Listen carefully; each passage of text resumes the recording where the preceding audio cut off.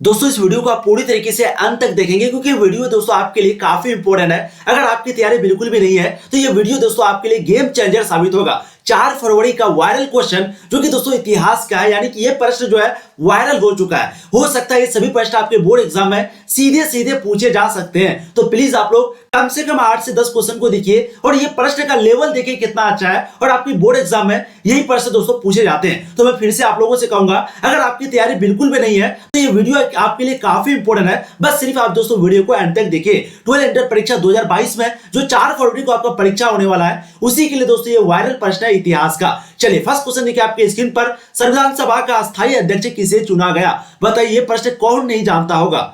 फटाफट आप लोग आंसर देते हुए चलेंगे मेरे साथ साथ। इससे क्या होगा, आपका एक प्रकार का रिवीजन होगा। यूं लगेगा कि आप एग्जाम हॉल में बैठे हैं और आप फटाफट टेस्ट दे रहे हैं। ठीक है, कमेंट सेक्शन में कमेंट करते हुए चलिए और प्लीज वीडियो को लाइक कर दीजिए, एक बार जम करके शेयर कर दीजिए ताकि आपके दोस्त भी जो है क्लास को ज्वाइन कर पाए। प्लीज आप लोग शेयर जरूर करेंगे। ठीक है, चलिए देखिए संविधान सभा का अस्थायी अध्यक्ष किसे चुना गया? बिल्कुल हम लोग दोस्तों जानते हैं राजेंद्र प्रसाद को। राइट सर आपके ऑप्शन ये हो जाएंगे राजेंद्र प्रसाद, जो कि भारत के सबसे पहले क्या थे बताइएगा? बिल्कुल दोस्तों प्रेसिडेंट थे, यानी कि बिल्कुल राष्ट्रपति थे। चलिए बहुत बढ़िया, राइट सर आपके ऑप्शन ए हो जाएंगे। और भीमराव अंबेडकर जो है वो क्या थे? वो दोस्तों प्रारूप समिति थे। अब देखिए अगला प्रश्न क्वेश्चन नंबर 2, भारतीय संविधान की किस तिथि को लागू किया गया था? बताइएगा फटाफट, भारतीय संविधान को किस तिथि को लागू किया? बिल्कुल हम लोग जानते हैं 26 जनवरी 1950 को। आज ही के दिन हम लोग बनाने वाले हैं। ठीक है, सॉरी बना चुके हैं। तो राइट सर आपके ऑप्शन भी हो जाएंगे क्वेश्चन नंबर 2 का। तो 26 जनवरी 1950 को भारतीय संविधान लागू हुआ था। अब देखिए अगला प्रश्न क्वेश्चन आपके 3, फटाफट आप लोग आंसर देते हुए चलेंगे। ये सभी प्रश्न जो है आपकी बोर्ड एग्जाम के लिए काफी महत्वपूर्ण प्रश्न है। चलिए 1942 के किस कांग्रेस अधिवेशन में अगस्त प्रस्ताव अथवा भारत छोड़ो प्रस्ताव पारित किया गया था? तो हम लोग जानते हैं, बताएंगे कौन से अधिवेशन में? बिल्कुल आपके राइट जाएंगे दोस्तों, वो है बंबई अधिवेशन में। तो ऑप्शन भी आपके थर्ड के बिल्कुल करेक्ट रहेंगे। अब देखिए अगला प्रश्न क्वेश्चन नंबर 4, भारत छोड़ो आंदोलन किस वर्ष हुआ था? हम लोग जानते हैं कि भारत छोड़ो आंदोलन जो है वो 1942 में हुआ था। तो राइट सर आपके यहाँ पर ऑप्शन डी हो जाएगा क्वेश्चन नंबर 4 का। किसने किया था दोस्तों? महात्मा गांधी जी ने। देखिए अगला प्रश्न क्वेश्चन नंबर 5, महात्मा गांधी जी की हत्या कब हुई थी? हम लोग जानते हैं महात्मा गांधी जी की हत्या जो कि नाथुराम गोडसे ने किया था। 3 गोली मारी गई थी, 3 गोली। ठीक है, कब की गई थी? बिल्कुल 30 जनवरी 1948 को। तो राइट सर आपके ऑप्शन बी हो जाएंगे क्वेश्चन नंबर 5 का। क्या बात है, बहुत बढ़िया। चलिए अब देखिए अगला प्रश्न क्वेश्चन नंबर 6, भारतीय संविधान के प्रारूप समिति के अध्यक्ष कौन थे? तो प्रारूप समिति की अगर बात हो रही है तो डायरेक्ट आपको राइट आंसर लगा देना है, वो है भीमराव अंबेडकर, यानी कि ऑप्शन डी जो आपके बिल्कुल राइट आंसर रहेंगे। ठीक है, तो प्रारूप समिति के जो अध्यक्ष है वो भीमराव अंबेडकर थे। वहीं पर राजेंद्र प्रसाद जो है दोस्तों वो अस्थायी अध्यक्ष थे। तो कंफ्यूजन बिल्कुल नहीं होना है, ये सभी प्रश्न आपकी बोर्ड एग्जाम में बार बार पूछा गया है। आज जो है एक्सप्लेनेशन बिल्कुल नहीं करेंगे, फटाफट आप लोग सिर्फ आंसर देते हुए चलिए। और इस वीडियो को प्लीज आप लोग जरूर शेयर कीजिएगा। कम से कम एक स्टूडेंट जो है कम से कम 10-15 अपने सारे साथियों को शेयर कीजिएगा ताकि उसकी भी जो तैयारी है वो अच्छी हो जाएगी। देखिए अगला प्रश्न क्वेश्चन नंबर 7, दिल्ली सल्तनत की स्थापना कब हुई थी? दिल्ली सल्तनत की स्थापना किसने किया था? बिल्कुल कुतुबुद्दीन ऐबक ने किया था। कब हुई थी? इसके आंसर हो जाएंगे दोस्तों वो है 1286 में, यानी कि ऑप्शन ए। और मात्र 4 साल शासन किए थे कुतुबुद्दीन ऐबक, यानी कि 1210 में जो है क्या हो गई थी? उसकी मृत्यु हो गई थी। ठीक है, तो दिल्ली सल्तनत की जो स्थापना है वो 1286 में कुतुबुद्दीन ऐबक ने किया था और मात्र वो 4 साल ही शासन कर पाया था। देखिए अगला प्रश्न क्वेश्चन नंबर 8, शेरशाह सूरी ने 1540 ईस्वी में किसे परास्त किया था? आपको पता है सबसे पहला जो मुगल साम्राज्य के राजा है वो कौन है? बाबर है। उसके बाद कौन आया था? हुमायूं। ठीक है, और हुमायूं जो है वो 2 बार राजा बना था, एक बार हार गया था। कब? 1540 में। ठीक है, तो शेरशाह सूरी ने 1540 ईस्वी में हुमायूं को हरा दिया था। राइट सर आपके 8 के बिल्कुल ऑप्शन सी हो जाएंगे। अब देखिए अगला प्रश्न क्वेश्चन नंबर 9, काफी बड़े प्रश्न आपका, ताजमहल किस नदी के किनारे स्थित है? देखिए 2021 का एग्जाम में पूछा गया प्रश्न है। बिल्कुल आपके आंसर होंगे दोस्तों, वो है यमुना नदी के किनारे ताजमहल स्थित है। ताजमहल जिसे शाहजहां ने बनवाया, ताजमहल जो कि 7वां अजूबा है दुनिया का। ठीक है, और यमुना नदी सबसे गंदा कहां पर है? बिल्कुल दिल्ली में। देखिए अगला प्रश्न क्वेश्चन नंबर 10, बाबर ने अफगान सरदारों को किस युद्ध में पराजित किया था? चंदेरी, खानवा, घाघरा, इनमें से कोई नहीं। बिल्कुल दोस्तों 10 की जो राइट आंसर है वो आपको जाएंगे घाघरा युद्ध में। बहुत बढ़िया, बहुत गजब। इसी तरीके से आप लोग को मेरे साथ साथ आंसर देना है। क्या बात है, इसी तरीके से आपको तैयारी करनी है। देखिए जरासंध का संबंध किस वंश से था? जरासंध का जो संबंध है वो कौन से वंश से था? बिल्कुल राइट आंसर दोस्तों आपको जाएंगे वो है बृहद्रथ वंश। ऑप्शन आपके बी जो है 11 के करेक्ट आंसर आएंगे। अब देखिए अगला प्रश्न क्वेश्चन 12, अंगुर निकाय किसका धर्म ग्रंथ है? 2021 का रूल एग्जाम में पूछा गया प्रश्न आपका, अंगुत्तर निकाय किसका धर्म ग्रंथ है? बौद्ध का, जैन का, ब्राह्मण का, सिख का? बिल्कुल 12 के दोस्तों यहाँ पर जो राइट आंसर हो जाएगा वो है बौद्ध धर्म का। तो ध्यान रखिएगा, अंगुत्तर निकाय जो है वो बौद्ध धर्म का ग्रंथ है, यानी कि राइट आंसर आपके ऑप्शन ए हो जाएंगे। देखिए अगला प्रश्न क्वेश्चन नंबर 13, महावीर का जन्म कहां पर हुआ था? पूछा गया प्रश्न है। हम लोग जानते हैं महात्मा बुद्ध का जन्म कहां हुआ था? नेपाल में, लुम्बिनी में। लेकिन बताइए महावीर का जन्म कहां हुआ था दोस्तों? बिल्कुल 13 के आपके यहाँ पर जो राइट आंसर हो जाएगा वो है कुंडलवन, वैशाली में। तो राइट आंसर आपके ऑप्शन सी हो जाएंगे। और बचपन का नाम महावीर का क्या था? वर्धमान। ठीक है, देखिए अगला प्रश्न question number 14, gate of India किस शैली का उदाहरण है? हमने आपको कई बार पढ़ाया है कि गेट ऑफ इंडिया का जो निर्माण है वो 1911 ईस्वी में हुआ था, और ये जो है इंडो फ्रांसिक शैली का उदाहरण है। तो राइट आंसर आपके ऑप्शन सी हो जाएंगे। गेट ऑफ इंडिया का निर्माण कब हुआ था? 1911 में। कहां पर? दोस्तों बंबई में। ठीक है, देखिए अगला प्रश्न आपका, फोर्ट विलियम किस शहर में स्थित है? बताइएगा। फोर्ट विलियम के बारे में पूछा गया प्रश्न, मैंने आपको पहले भी करवाया। देखिए 2019 में, 20 में, हाल ही में लगातार पूछा गया। हो सकता है 2022 में भी आपको सेम टू सेम यही प्रश्न पूछ दे।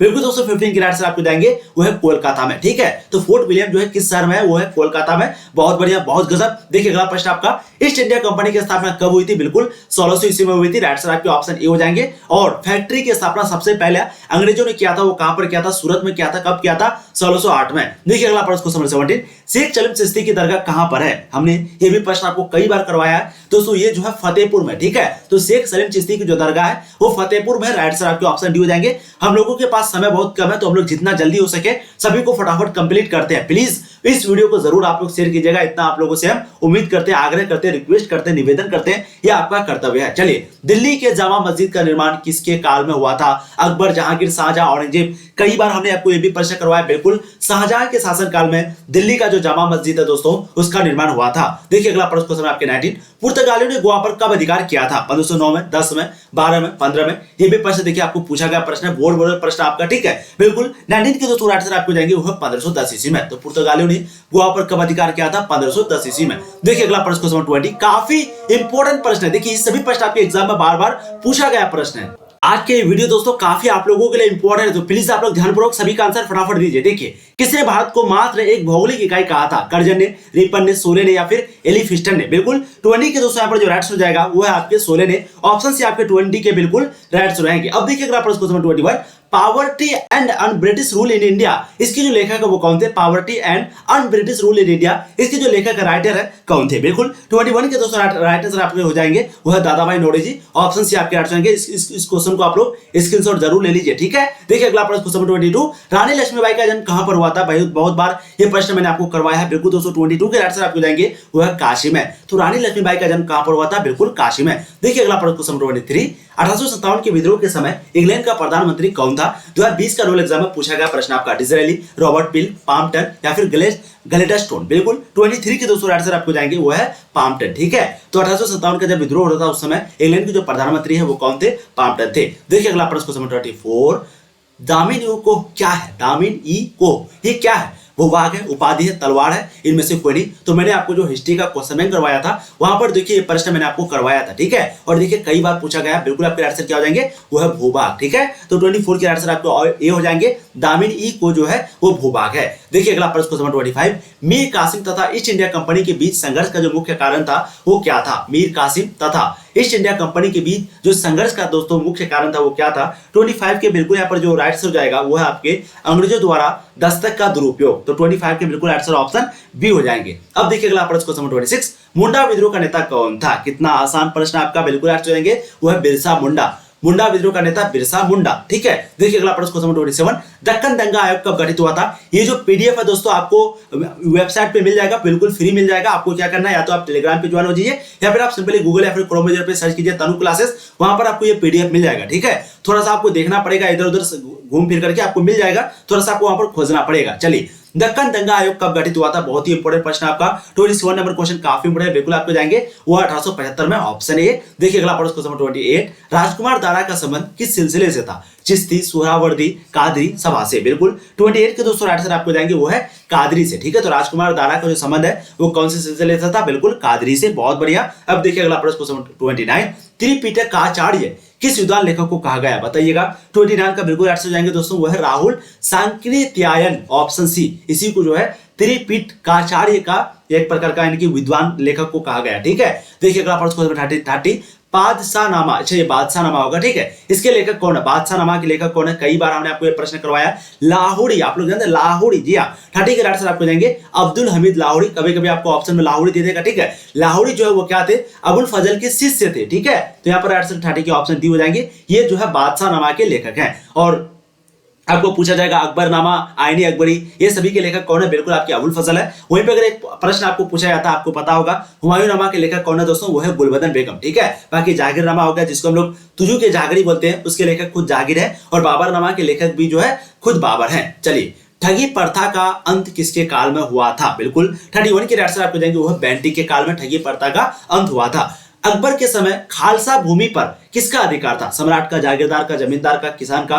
32 का बिल्कुल सही आंसर देंगे आप लोग, बिल्कुल सम्राट का। तो अकबर के समय खालसा भूमि पर दोस्तों सम्राट का क्या था, अधिकार था। देखिए अगला प्रश्न 1563 ईस्वी में खालसा भूभागों की देखभाल करने हेतु अकबर ने किसे नियुक्त किया था, बताइएगा। खालसा यानी जो वहां पर जो भूभाग था दोस्तों, उसका देखभाल करने के लिए, पहरेदारी करने के लिए अकबर ने किसे नियुक्त किया था, 1563 में। आपको पता है 1563 में उसने क्या किया था, तीर्थ यात्रा कर को समाप्त किया था। और जजिया कर को कब समाप्त किया था, 1564 में, ध्यान रखिएगा। और 1563 में वो किसको नियुक्त किया था, बिल्कुल 33 का दोस्तों यहाँ पर जो राइट आंसर जाएंगे वो है आपके एतमाद खां, ठीक है। उस पर एतमाद करता था, इसलिए उसका नाम एतमाद खां पड़ गया। देखिए अगला प्रश्न 34, मुगल काल के दौरान प्रचलित निम्नलिखित में से किस भू राजस्व प्रणाली का संबंध राजा टोडरमल से, बटाई, जरीब, कनकुल, जब्ती, बिल्कुल 34 के दोस्तों राइट आंसर यहाँ पर जो हो जाएगा, क्या बात है, एकदम वो हो जाएंगे जब्ती। राइट आंसर आपके ऑप्शन डी हो जाएंगे। देखिए अगला प्रश्न 35, जब्ती प्रणाली के अंतर्गत सर्वाधिक उर्वर भूमि को किस रूप में मेवगीरित किया गया था, पोलस, परती, चाचर, बंजर।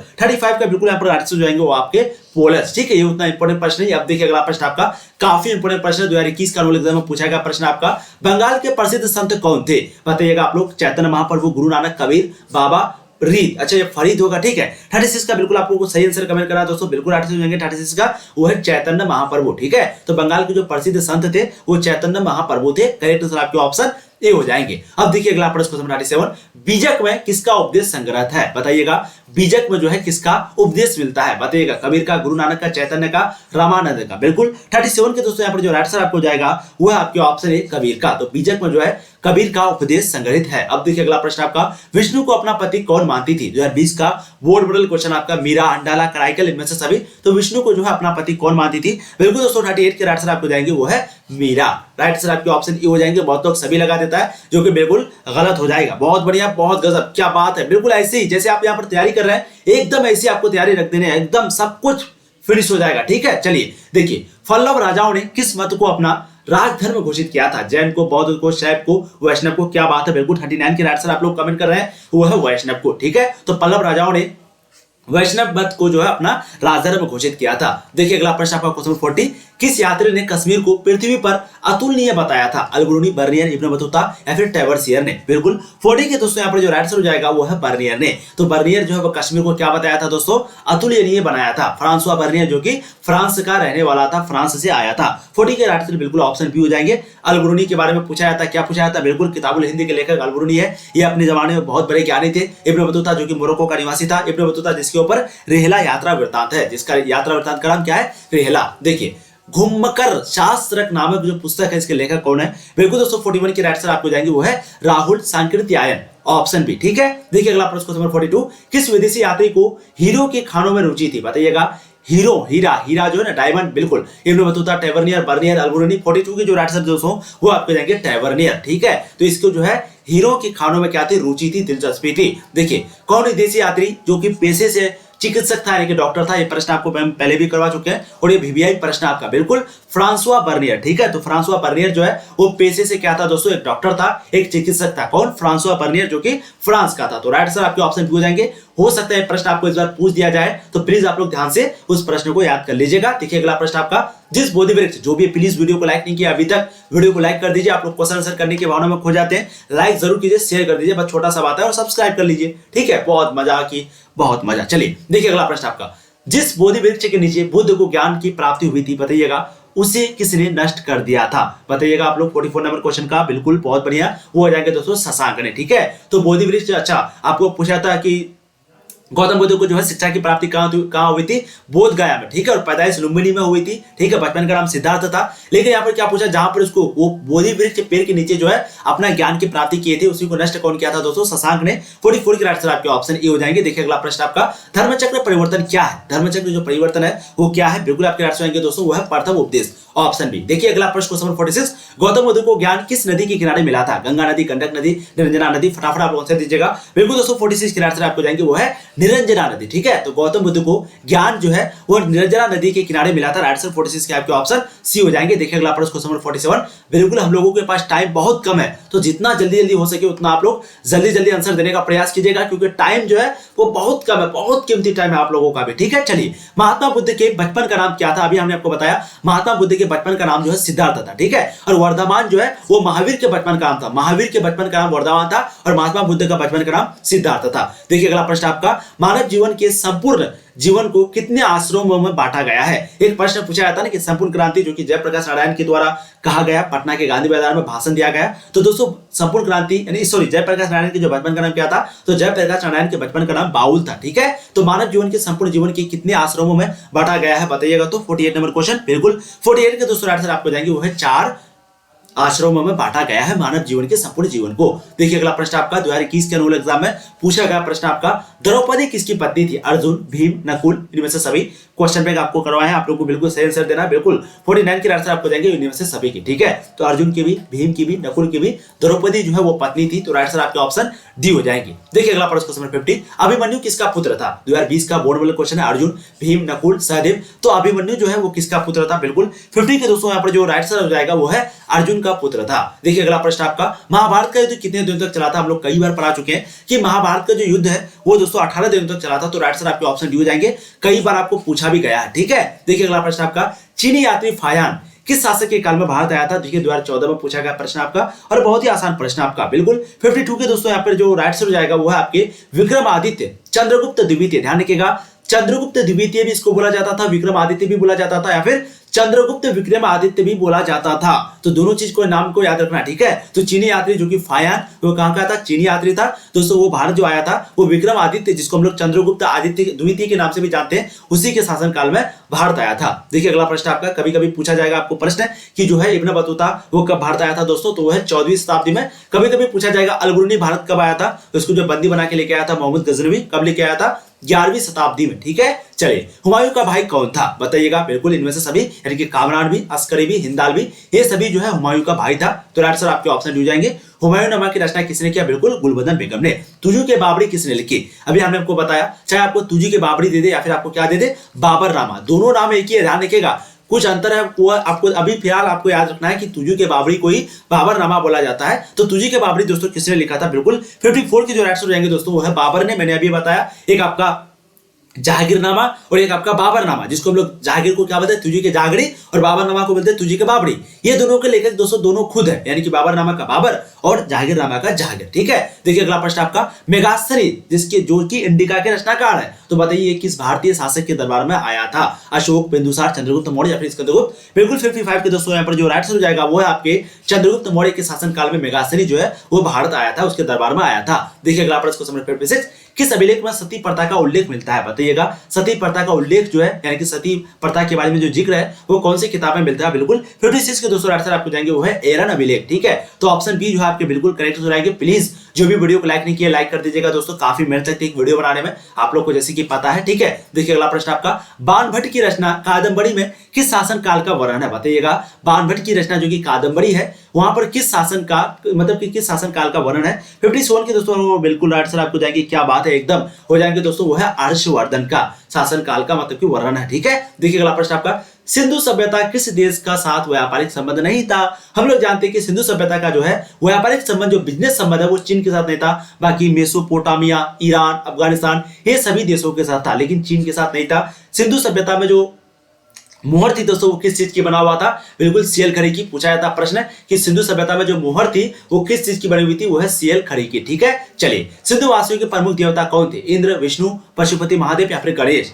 59 का बिल्कुल सही आंसर आप लोग को कमेंट करना, क्या बात है, एकदम पशुपति महादेव, ठीक है। तो राइट आंसर 59 के आपके ऑप्शन सी हो जाएंगे। सिंधु वासियों के प्रमुख देवता जो है वो पशुपति महादेव थे। अब देखिए अगला प्रश्न क्वेश्चन नंबर 60, सिंधु घाटी सभ्यता का कौन सा स्थल मृतकों का टीला का मतलब कि मृतकों के टीला के रूप में जाता है? बिल्कुल हम जानते हैं मोहनजोदड़ो का जो मतलब होता है दोस्तों वो मृतकों का टीला होता है, ठीक है। तो राइट आंसर क्या हो जाएगा? मोहनजोदड़ो वो है मृतकों का टीला। बहुत बढ़िया। देखिए अगला प्रश्न क्वेश्चन नंबर 61, सिंधु घाटी सभ्यता का कौन सा स्थल सिंधु का बाग कहा जाता है? ठीक है, तो चाहे आपको सिंधु का बाग दे दे या फिर मृतकों का टीला दे दे, 61 का बिल्कुल आपको एक ही आंसर लगाना है, वो है मोहनजोदड़ो। ध्यान रखिएगा विशाल स्नानघर का जो अवशेष है वो मोहनजोदड़ो पर मिलता था।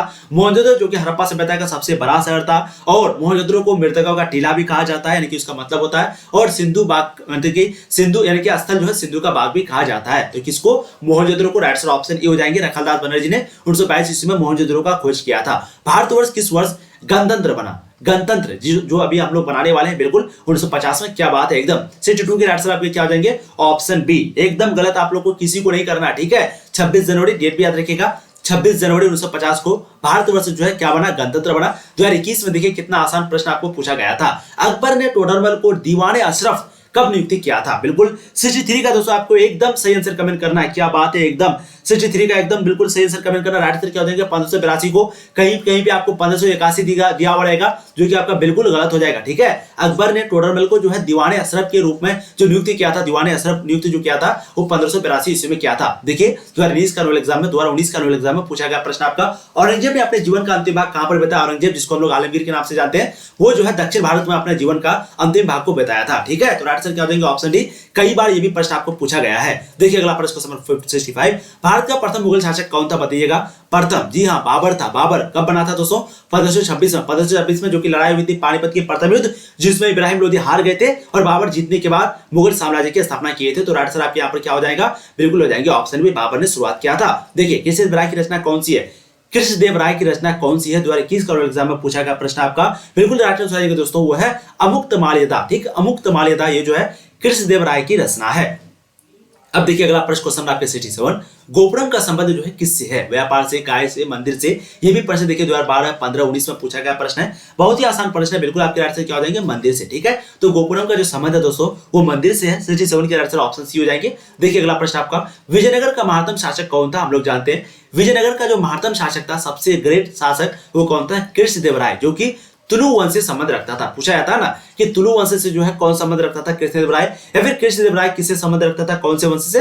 वो है तुलु वंश से, ठीक है। तो राइट आंसर ऑप्शन बी हो जाएगा, ये जो है महानतम शासक था। देखिए डॉक्टर भीमराव अंबेडकर ने किस धर्म को अपनाया था? कई बार पूछा गया प्रश्न है, बिल्कुल 69 का आपको एकदम सही आंसर लगाना है। क्या बात है एकदम, बौद्ध धर्म से, ठीक है। तो डॉक्टर भीमराव अंबेडकर जो है दोस्तों वो बौद्ध धर्म को अपनाया था। तो 69 के राइट आंसर आपके ऑप्शन बी हो जाएंगे। अब देखिए अगला प्रश्न आपको जाएंगे 70, गौतम बुद्ध का जन्म कहां पर हुआ था? 2021 का एग्जाम में पूछा गया प्रश्न आपका, बिल्कुल 70 के दोस्तों राइट आंसर आपको जाएंगे वो है कपिल वस्तु के लुम्बिनी में। मैंने अभी बताया लुम्बिनी कभी कभी दे देगा, कभी कभी कपिल वस्तु के लुम्बिनी में दे देगा, जो कि नेपाल में पड़ता है। तो गौतम बुद्ध का जो जन्म है वो कपिल वस्तु के लुम्बिनी में हुआ था और उसको जो शिक्षा की प्राप्ति वो कहां हुई थी? बोध गया में, एक वृक्ष के पेड़ के नीचे। एक वृक्ष के नीचे, वृक्ष मतलब तो पेड़ ही होता है ना। देखिए महावीर ने पार्श्वनाथ के सिद्धांतों में एक नया सिद्धांत क्या जरा? देखो दोस्तों महावीर ने, एक बच्ची जो है ये गलत कर दिया था, आप लोग को सही करना है। महावीर जो कि 24वें तीर्थंकर थे, पार्श्वनाथ जो कि 23वें तीर्थंकर थे, ठीक है। तो महावीर जो है पार्श्वनाथ के सिद्धांतों में एक नया सिद्धांत जोड़ा था जो कि था ब्रह्मचर्य, ठीक है। प्रश्न आपको पूछा जाएगा महावीर जो है कितने तीर्थंकर थे? तो 24वें, और पार्श्वनाथ जो है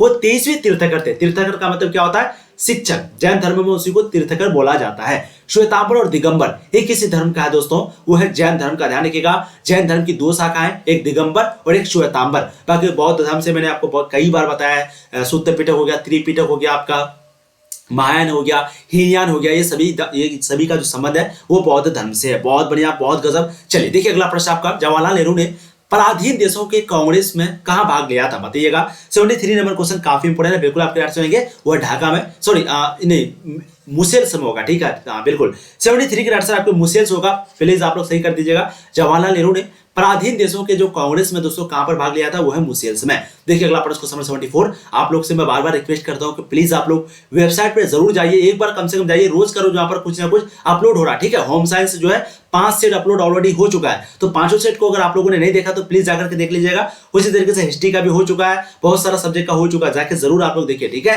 वेबसाइट पे जाके तनु क्लासेस नाम है, बस आपको गूगल पे सर्च करके देख लेना है, बहुत कम समय में आपकी अच्छी तैयारी वहां पर हो जाएगी। स्वतंत्र भारत के प्रथम राष्ट्रपति कौन थे? बिल्कुल दोस्तों, कौन थे? डॉक्टर राजेंद्र प्रसाद। ये जो है भारतीय संविधान के अध्यक्ष भी थे, अस्थायी अध्यक्ष, ठीक है। तो स्वतंत्र भारत के जो प्रथम राष्ट्रपति थे दोस्तों वो डॉक्टर राजेंद्र प्रसाद थे। कितना आसान क्वेश्चन पूछा गया है 2021 के अनुअल एग्जाम में। देखिए अगला प्रश्न आपका, भारत का राष्ट्रगान कौन सा है? राष्ट्रगान में अक्सर आप लोग कंफ्यूज हो जाते हैं। 2021 का अनुअल एग्जाम में पूछा गया प्रश्न, राष्ट्रगान किसे कहते हैं? जी हाँ, जन गण मन अधिनायक, जो गाने वाले, जो गा चुके हैं आप लोग, ठीक है। तो भारत का राष्ट्रगान कौन सा है? बिल्कुल दोस्तों हो जाएंगे जन गण मन अधिनायक। तो 75 के आंसर आपका ऑप्शन बी हो जाएंगे। क्या बात है, एकदम बहुत गजब, 75 के आंसर ऑप्शन बी। देखिए अगला प्रश्न आपका, माई एक्सपेरिमेंट्स विश्व ट्रुथ, ये किताब जो है, ये आत्मकथा जो है दोस्तों वो किसकी है? आप लोगों ने इंग्लिश क्लास में भी पढ़ा होगा ना, इंग्लिश के क्लास में 100 मार्क्स से बिल्कुल महात्मा गांधी। आंसर 76 के आपके ऑप्शन सी हो जाएंगे। माई एक्सपेरिमेंट विश्व ट्रुथ जो है दोस्तों, ये जो है महात्मा गांधी की आत्मकथा है। तो आंसर आपके ऑप्शन सी हो जाएंगे। देखिए 2021 का अनुअल एग्जाम में पूछा गया प्रश्न आपका, इंग्लिश में आप लोगों ने 100% पढ़ा होगा, जो भी इंग्लिश सब्जेक्ट रखे होते हैं। देखिए आर्य समाज के संस्थापक कौन थे? बताइएगा। बिल्कुल 77 के दोस्तों आंसर आपको जाएंगे, वो है दयानंद सरस्वती। तो आर्य समाज के जो संस्थापक है वो दयानंद सरस्वती थे। और यही बिल्कुल 78 का फर्क बिल्कुल आप लोग दीजिएगा, ताजमहल का निर्माण किसने करवाया था? किसने करवाया था? तो शाहजहां ने करवाया था। 2020 का एग्जाम में पूछा गया है, कितना आसान प्रश्न आपका, हलवा प्रश्न आपका। ताजमहल का जो निर्माण है वो शाहजहां ने करवाया था। देखिए अगला प्रश्न आपका, शेरशाह ने किस मुगल सम्राट को हराया था? शेरशाह के बारे में बात हो रही है, और अभी हमने आपको बताया था पहले, ये बिल्कुल क्या हो जाएंगे दोस्तों, वो है हुमायूं को, ठीक है। क्योंकि हुमायूं जो है वो हार गए थे शेरशाह से। 1540 में पूछा था कि कब, अच्छा इससे पहले तो प्रश्न आया था ना कि 1540 में किसने किसको हराया था? तो दोस्तों 1540 में शेरशाह ने हुमायूं को हराया था। ये जो है द्वितीय मुगल शासक थे। पहला कौन था? बाबर, दूसरा हुमायूं, तीसरा ये क्या नाम है उसका, अकबर, ठीक है। बहुत बढ़िया। देखिए अगला प्रश्न आपका, अकबर का जो शासनकाल है वो कब से कब तक था? पूछा जाता है, मैं कई बार आपको बता चुका, 1556 से लेकर के 1605 तक, ठीक है। बहुत बढ़िया, 1605 तक। देखिए रामकृष्ण मिशन के संस्थापक कौन थे? 80 का आंसर बिल्कुल आपके हो जाएंगे यहाँ पर, 80 का बिल्कुल करेक्ट आंसर आपको लगाना। क्या बात है, एकदम विवेकानंद। तो रामकृष्ण मिशन के जो संस्थापक है दोस्तों वो विवेकानंद थे। तो ऑप्शन भी आपके 80 के बिल्कुल राइट सुनेंगे। देखिए अगला प्रश्न क्वेश्चन 81, लोथल किस नदी के किनारे स्थित है? बताइएगा। सिंधु, व्यास, भोगवा, रवि। बताइएगा। लोथल के बारे में पूछा जा रहा है। लोथल कहां पर है? गुजरात में। लोथल 2019 के एग्जाम में पूछा गया, बिल्कुल 81 के आंसर हो जाएंगे दोस्तों वो भोगवा नदी के किनारे। तो लोथल जो है वो भोगवा नदी के किनारे। हड़प्पा जो है, हड़प्पा शहर वो रावी नदी के किनारे। सिंधु घाटी सभ्यता जो है वो सिंधु नदी के किनारे। और मोहनजोदड़ो जो शहर है वो सिंधु नदी के किनारे। देखिए अगला प्रश्न आपका क्वेश्चन 82, सिंधु घाटी के निवासियों को किस धातु का ज्ञान नहीं था? बिल्कुल लोहा का ज्ञान नहीं था सिंधु घाटी के निवासियों को। 2014, 19, 21 में पूछा गया प्रश्न आपका। क्वेश्चन नंबर देखिए 83, भारत में आने वाला जो प्रथम पुर्तगाली था वो कौन था? बिल्कुल दोस्तों वो वास्को डी गामा था। कब आया था भारत? 1498 में। ध्यान रखिएगा, भारत में आने वाला जो प्रथम पुर्तगाली था वो वास्को डी गामा था, जो कि 1498 में भारत आया था। 2019 में आपको ये भी प्रश्न पूछा गया है। आज का ये वायरल प्रश्न दोस्तों, प्लीज आज आप लोग इस वीडियो को शेयर जरूर कीजिएगा, मैं बार बार बोलता हूं। चलिए देखिए, क्षेमेंद्र की रचना कौन सी है? क्षेमेंद्र की रचना कौन सी है? अर्थशास्त्र का तो कौन अर्थशास्त्र का? बिल्कुल कौटिल्य है। लेकिन क्षेमेंद्र के बारे में बोल रहा है 84 के बिल्कुल आंसर जाएंगे दोस्तों, वो है वृहत कथा मंजरी। वृहत कथा मंजरी जो है मिला हुआ है, ठीक है। तो क्षेमेंद्र की जो रचना है दोस्तों कौन सी है? वृहत कथा मंजरी। इंडिका किसकी रचना है? बिल्कुल मेगास्थनीज की रचना है। इंडिका जो है वो मेगास्थनीज की रचना है। तो आंसर 85 के आपके ऑप्शन बी हो जाएंगे। क्या बात है, बहुत बढ़िया। देखिए अगला प्रश्न क्वेश्चन 86, निजामुद्दीन औलिया किस सूफी सिलसिले से संबंधित है? 2019 का एग्जाम में पूछा गया प्रश्न आपका, निजामुद्दीन औलिया किस सूफी सिलसिले से संबंधित है? 86 के बिल्कुल आंसर होंगे दोस्तों, वो है चिश्ती सिलसिले से संबंधित है निजामुद्दीन औलिया का। देखिए अगला प्रश्न आपका, रामानंद के शिष्य कौन थे? बिल्कुल रैदास भी थे, कबीर भी थे, धन्ना एवं पिपा भी थे। तो इनमें से सभी ये सभी जो है रामानंद के क्या थे? शिष्य थे। तो 20 का एग्जाम में पूछा गया प्रश्न आपका। देखिए अगला प्रश्न आपका, ख्वाजा मुइनुद्दीन चिश्ती की दरगाह कहां पर है? बताइएगा। 88 नंबर क्वेश्चन का बिल्कुल आंसर होंगे दोस्तों, वो है अजमेर में। तो ख्वाजा मुइनुद्दीन चिश्ती की जो दरगाह है दोस्तों वो अजमेर में है। राइट आंसर आपके ऑप्शन डी हो जाएंगे। प्लीज आप लोग वीडियो को जरूर लाइक कीजिएगा। बहुत बढ़िया, बार बार बोलते हैं, आप लोग को भी बुरा लग जाता होगा ना, इसलिए लाइक कर दिया कीजिए शुरुआत में। देखिए हरिहर तथा बुक्का ने, हम लोग जानते हैं कि विजयनगर साम्राज्य की स्थापना है वो हरिहर तथा बुक्का दोनों भाई ने मिलकर किया था। अब आपको पूछा जा रहा है कब किया था, क्योंकि 2021 में ये प्रश्न आपको पूछा गया है। बिल्कुल 89 के आंसर होंगे दोस्तों, वो है 1336 ईस्वी में हरिहर तथा बुक्का ने विजयनगर साम्राज्य का स्थापना किया था। राइट आंसर आपके ऑप्शन ए हो जाएंगे। वेदों की संख्या कितनी है दोस्तों? वेदों की संख्या टोटल 4 है, एक ऋग्वेद, एक सामवेद, एक यजुर्वेद, एक अथर्ववेद, ठीक है। तो राइट आंसर आपके ऑप्शन ए हो जाएंगे जाएंगे। वेदों की जो संख्या है वो 4 है। राइट आंसर ऑप्शन ए 2021 का रोल एग्जाम में पूछा गया प्रश्न आपका। सबसे पुरानी वेद कौन से? बिल्कुल ऋग्वेद हो जाएगा। बहुत बढ़िया, बहुत गजब। देखिए अगला प्रश्न आपका, कनिष्क का राज्यारोहण कब हुआ था? बताइएगा। बिल्कुल 78 ईस्वी में। तो कनिष्क का जो राज्यारोहण है दोस्तों वो 78 ईस्वी में हुआ था। तो 91 की राइट आंसर आपके ऑप्शन बी हो जाएंगे। देखिए अगला प्रश्न क्वेश्चन 92, विजयनगर तथा बहमनी किस विजयनगर तथा बहमनी के बीच प्रयाग किस क्षेत्र को लेकर संघर्ष होता था? मदुरै, वारंगल, मालाबार, रायचूर, दोआब। बिल्कुल 92 के दोस्तों यहाँ पर जो राइट आंसर हो जाएगा, क्या बात है, एकदम आपको जाएंगे, वो है रायचूर दोआब। ठीक है, तो विजयनगर तथा बहमनी के बीच प्रयाग जो है रायचूर दोआब क्षेत्र को लेकर के संघर्ष होता था। देखिए अगला प्रश्न क्वेश्चन 93, भारत आने से पहले बाबर जो है कहाँ का शासक था? बहुत बार पूछा गया प्रश्न आपका। तो बताइए, ये भी प्रश्न मैंने आपको कई बार करवाया। भारत आने से पहले बाबर जो है वो कहाँ का शासक था? दोस्तों बिल्कुल आपके राइट आंसर वो है फरगना का। ठीक है, तो 93 के राइट आंसर बिल्कुल आपके ऑप्शन ए हो जाएंगे। आप लोग एकदम फटाफट आंसर देते चलिए। इतना बार आप लोग को ये प्रैक्टिस करवा चुके हैं, किसी से भी गलत नहीं होना चाहिए। ठीक है, देखिए महात्मा बुद्ध को महापरिनिर्वाण कब प्राप्त हुआ था? मतलब कि कहां पर प्राप्त हुआ था? कपिलवस्तु में, पाटलिपुत्र में, कुशीनगर में, गया में। बिल्कुल 94 के दोस्तों राइट आंसर आपको जाएंगे वो है कुशीनगर में महात्मा बुद्ध को महापरिनिर्वाण प्राप्त हुआ था। अच्छा, महात्मा बुद्ध को, बिल्कुल बुद्ध का सारनाथ में दिया गया प्रवचन क्या कहलाता है? बताइएगा। बुद्ध का सारनाथ में दिया गया जो प्रवचन है वो क्या कहलाता है? बिल्कुल दोस्तों राइट आंसर आपको जाएंगे वो है धर्मचक्र प्रवर्तन, ऑप्शन बी। ठीक है, देखिए अगला प्रश्न 96, महाभारत की रचना किस भाषा में हुई थी? महाभारत की जो रचना वो कौन सी भाषा में हुई थी? किसने किया था महाभारत की रचना? वेद व्यास ने। पूछा जाता है ना कि महाभारत की जो रचना है वो किसने किया था? वेद व्यास ने। दोस्तों वो कौन सी भाषा में हुई थी? बिल्कुल संस्कृत भाषा में। तो 96 की राइट आंसर आपके ऑप्शन ए हो जाएंगे। हम लोगों ने बहुत कम मिनटों में बहुत सारे प्रश्नों को बताया, बहुत ज्यादा। ठीक है, तो प्लीज आप लोग वीडियो को शेयर कर दीजिएगा। देखिए पुराणों की संख्या कितनी है? वो है 18। ठीक है, तो पुराणों की जो संख्या दोस्तों वो 18 है। पूछा गया प्रश्न आपका, राइट आंसर आपके 18 हो जाएंगे। ठीक है, देखिए कितना बार पूछा है, कितना बार। बिल्कुल देखिए अगला प्रश्न क्वेश्चन 98, सांची की स्तूप किस धर्म से संबंधित है? सांची का स्तूप पूछ दे, या फिर आपको सूत्र पिटक पूछ दे, या फिर आपको हीनयान, महायान। ठीक है, तो ये सभी का जो संबंध है दोस्तों वो बौद्ध धर्म से है। राइट आंसर 98 के आपके ऑप्शन ए हो जाएंगे। सांची का स्तूप कुछ भी पूछ दे, बौद्ध धर्म से। बाकी एक आपका हो गया श्वेतांबर और दिगंबर, ये दोनों जो है जैन धर्म से, जो कि मैं भी हमने आपको बताया। ठीक है, महावीर का बचपन का नाम क्या था? तो वो भी बताया, वर्धमान। ठीक है, तो महावीर का जो बचपन का नाम है वो वर्धमान था। और वहीं पे अगर महात्मा बुद्ध का बचपन का नाम बोले तो वो है सिद्धार्थ। तो यहाँ पर राइट आंसर आपके ऑप्शन भी हो जाएंगे। देखिए अगला प्रश्न क्वेश्चन 100, भारत का नेपोलियन किस शासक को कहा जाता है? तो भारत का नेपोलियन जो है समुद्रगुप्त को कहा जाता है। किसको? समुद्रगुप्त को। राइट आंसर आपके ऑप्शन भी हो जाएंगे। तो दोस्तों इस वीडियो में हम लोगों ने ये सभी जो है वायरल प्रश्न था आपका, ये सभी आपके बोर्ड एग्जाम में हो सकता है यहाँ से आपके लगभग प्रश्न है वो यहाँ पर आपको एग्जाम में देखने को मिले। तो प्लीज आप लोग वीडियो को लाइक कर दीजिएगा, काफी मेहनत लगती है एक वीडियो बनाने में। और हाँ प्लीज, आपकी जो है 7 बजे हिंदी की क्लास है, तो अभी आप लोग जाइए वेबसाइट पे, वहां पर जाकर के अच्छे से पढ़ाई कर लीजिए आधा घंटा। ठीक है, कम समय में वहां पर आपकी अच्छी तैयारी हो जाएगी। तनु क्लासेस वेबसाइट का नाम है, सिंपली आपको गूगल पे सर्च करना है तनु क्लासेस, वहां से आपको वेबसाइट पर जाकर पढ़ाई करनी है। ठीक है, और प्लीज आप लोग वीडियो को लाइक कर दीजिएगा, चैनल भी पहली बार सब्सक्राइब कर दीजिए और वीडियो को आप लोग एक बार शेयर कर दीजिए। थैंक यू सो मच, बहुत मजा आया आप लोग